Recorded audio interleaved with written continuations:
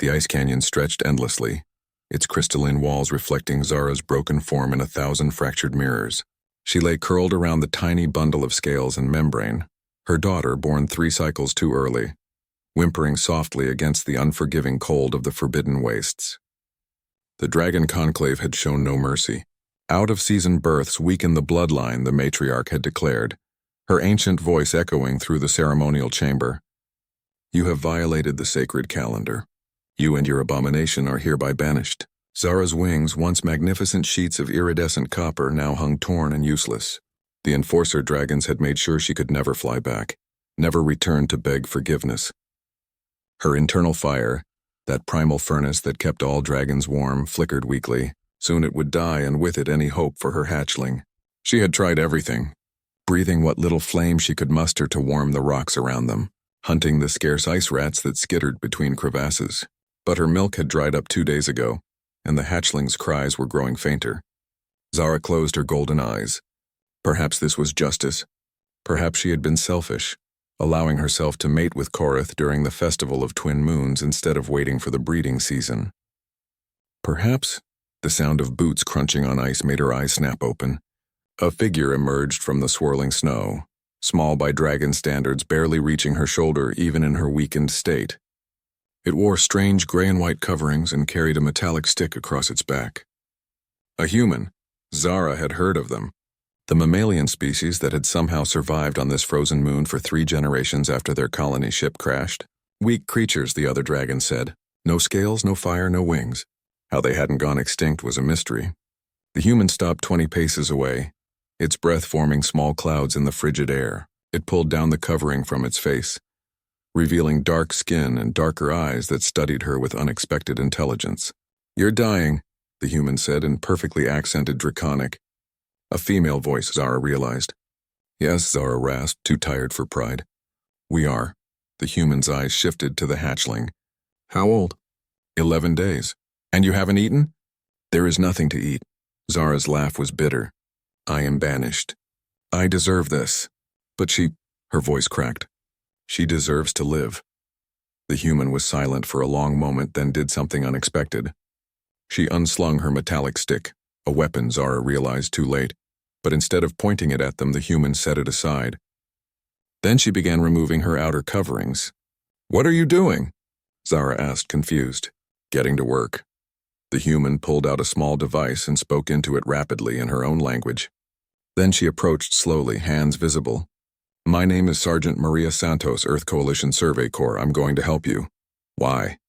The question escaped before Zara could stop it. You're kind. You have no reason to help dragons. We have ignored you since you crashed here. Maria knelt beside the hatchling, examining her with gentle hands. The baby dragon mewed, and Maria's expression softened. Where I come from, we have a saying. The standard you walk past is the standard you accept. I'm not walking past a mother and child dying in the snow, no matter what species. She pulled out a metallic blanket from her pack and wrapped it around the hatchling. Almost immediately, the baby's shivering lessened. Thermal foil, Maria explained. Reflects body heat back. Now I need you to trust me. My team is 15 minutes out with medical supplies and food. But I need to know, can your daughter process mammalian milk? Zara blinked. In all her despair, she hadn't considered. I don't know. Dragons don't share food with other species. We're about to find out. Maria pulled out a silver pouch and carefully dribbled a white liquid onto her finger, letting the hatchling lick it. The baby's forked tongue darted out eagerly and she began to suckle. Tears, actual tears, something Zara thought she had lost the water for, streamed down her scaled cheeks. Why, she whispered again. We have shown your people nothing but disdain. Maria met her eyes and Zara saw something there that she recognized, the fierce protectiveness of a mother. 3 years ago, my daughter was born premature. Back on Earth, that would have been manageable. Here, on this ice ball, the conclave refused to share their geothermal chambers, said humans weren't worth their sacred heat. Zara's heart sank. Your daughter? She survived, Maria said firmly. Because humans don't give up. We adapted. We innovated. We built our own heating systems from crashed ship parts in sheer stubbornness. That's what we do. We survive and we help others survive.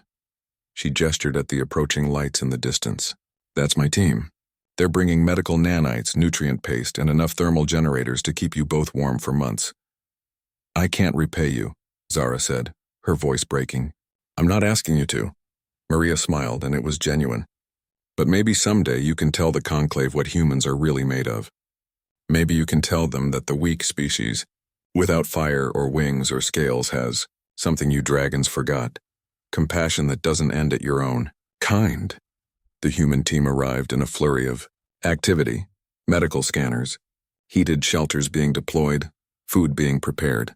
They worked with military efficiency but spoke with gentle voices, treating Zara not as a monster but as a patient. As Maria hand-fed her daughter while a medic treated Zara's wounds, the dragon felt something she hadn't felt in weeks. Hope. What will you call her?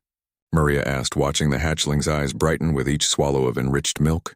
Zara looked at the human who had given them both a future. Mara, she said softly. In ancient Draconic, it means hope born from ashes. Maria's smile widened. That's perfect.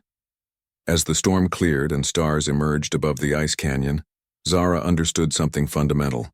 Strength wasn't just in fire or flight.